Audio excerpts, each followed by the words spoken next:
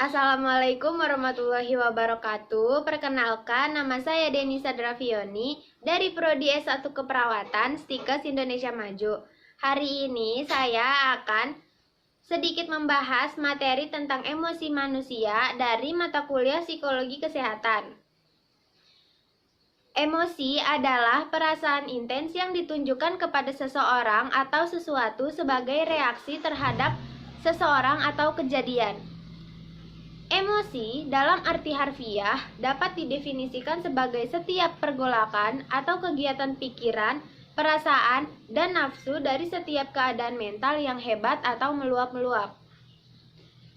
Selanjutnya, ada pengertian emosi menurut para ahli.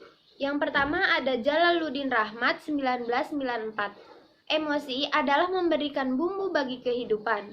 Tanpa emosi, hidup ini kering dan gersang. Bisa membuat frustasi, juga bisa menjadi modal untuk meraih kebahagiaan dan keberhasilan hidup. Tergantung dari emosi mana yang kita pilih dalam reaksi kita terhadap orang lain, kejadian, dan situasi sekitar kita. Yang kedua ada William James dalam Wedge 1995.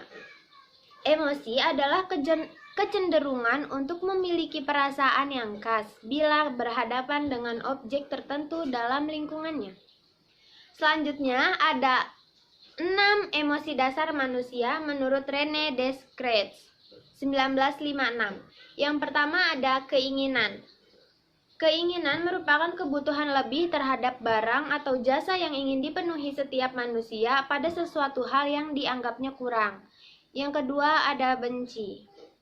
Emosi ini sangat kuat dan melambangkan ketidaksukaan, permusuhan atau antipati terhadap seseorang, sebuah hal, barang, atau fenomena. Yang ketiga ada kagum.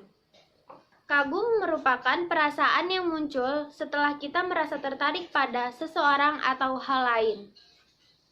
Yang keempat ada kesedihan. Kesedihan atau nelangsa dapat didefinisikan sebagai emosi yang ditandai dengan perasaan tidak beruntung, kehilangan, dan ketidakberdayaan. Yang kelima ada cinta. Emosi dari kasih sayang yang kuat dan ketertarikan pribadi.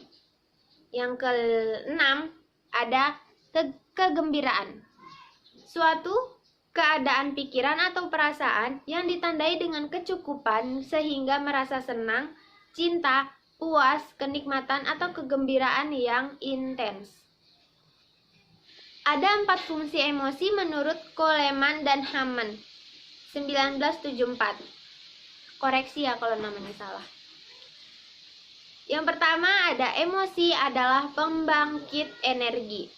Artinya, ketika seseorang merasa emosi, maka tubuhnya akan tergerak melakukan apa yang dirasakannya. Contohnya itu ketika kita takut, maka kita akan berteriak atau lari. Yang kedua ada emosi adalah pembawa informasi. Fungsi ini lebih mengarah pada komunikasi intrapersonal. Maksudnya itu, ketika kita emosi, terus secara tidak langsung kita menyadari apa yang terjadi pada diri kita dan stimuli apa yang kita dapat dari lingkungannya. Contohnya itu ketika kita sedang merasa bahagia, berarti kita sedang memperoleh sesuatu yang kita senangi dan atau terhindar dari sesuatu yang kita benci. Yang ketiga, ada pembawa pesan dalam komunikasi intrapersonal dan interpersonal. Yang intrapersonal ada tadi di poin kedua. Yang interpersonal ini dalam berkomunikasi pasti kan memiliki tujuan atau pesan yang akan disampaikan. Nah, contohnya itu ketika kita sedang bercerita nih, kita lagi curhat sama sahabat kita. Terus kalau ceritanya itu sedih, pasti kan kita akan terbawa suasana gitu. Bahkan kita bisa nangis, dan bahkan temen yang lagi dengerin kita itu pasti ikutan nangis karena terharu.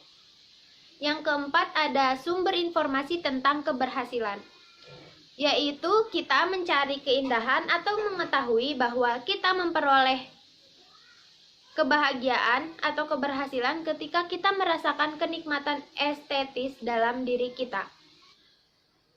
Lalu ada teori-teori tentang emosi. Yang pertama ada teori emosi dua faktor Schachter-Singer. Reaksi fisiologis yang mencakup jantung berdebar, tekanan darah naik, nafas bertambah cepat, dan adrenalin meningkat membentuk keyakinan tentang apa yang dirasakannya. Bila rangsangannya ini menyenangkan, maka emosi yang timbul itu akan menyenangkan. Tapi bila rangsangannya membahayakan, maka emosi yang timbul itu seperti rasa takut.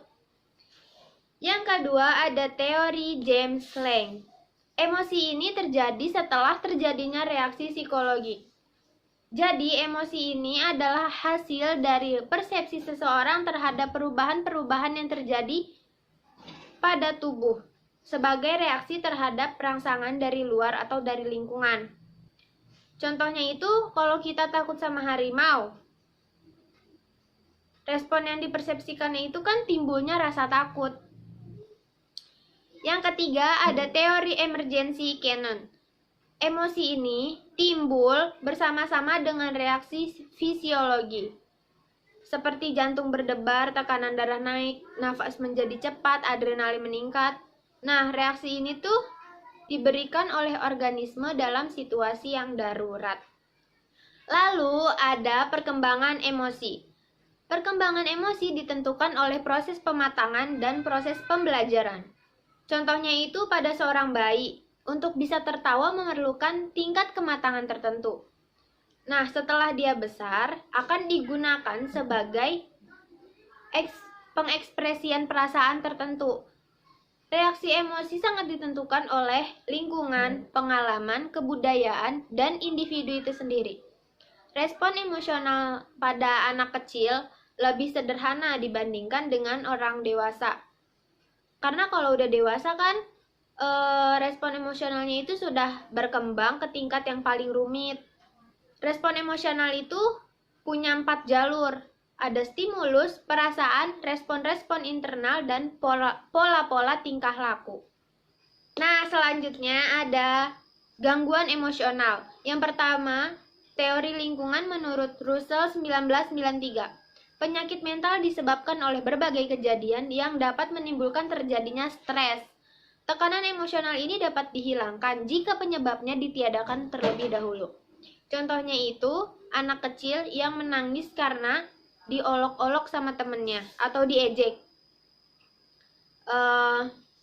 Karena kan kalau lingkungan itu dapat berupa fisik dan psikologis. Kalau lingkungan fisik itu kan misalnya pisau yang tajam digoresin ke badan, itu kan yang timbul nyeri fisik. Tapi kalau kata-kata yang tajam dilontarkan gitu ke seseorang akan menyebabkan nyeri psikologis. Nah, itu contohnya. Terus yang kedua ada teori afektif. Perasaan bawah sadar seseorang dapat menentukan emosinya. Seperti perasaan takut, benci, senang, terus ditekan ke dalam alam bawah sadar dalam waktu tertentu akan dibangkitkan ke alam sadar, tampil ke permukaan. Masalah emosional ini akan hilang apabila emosinya diungkapkan ke dalam kesadarannya dan individunya menyadari bahwa bagaimana ia telah menciptakan masalah-masalahnya sendiri tanpa mengetahuinya atau tanpa disadarinya. Yang ketiga ada Albert Ellis 1962. Masalah timbul bukan karena disebabkan langsung oleh masalah kita atau perasaan bawah sadar kita, tapi melainkan karena pendapat yang salah dan irasional. Ya, baik itu yang disadari maupun yang tidak disadari. Lalu ada macam-macam emosional. Pertama ada takut. Takut ini mempunyai nilai positif dan negatif. Dia ini terbentuknya dari kita kecil. Bahkan orang dewasa aja kan punya rasa takut gitu kan. Yang kedua ada marah. Anak kecil menjatuhkan dirinya di lantai, terus menangis, menendang, teriak, dan lain-lain. Itu adalah ekspresi dari kemarahan dia. Yang ketiga ada cinta. Menurut buku The Art of Loving dari Erich Fromm 1983, sebagai alat untuk mengatasi keterpisahan manusia sebagai pemenuhan kerinduan dan kesatuan. Akan tetapi, di atas itu, semua ada kebutuhan biologisnya. Nah, itu tadi materi yang dapat saya sampaikan. Semoga bermanfaat. Kurang lebihnya mohon maaf. Wabillahi taufik wal hidayah. Wassalamualaikum warahmatullahi wabarakatuh.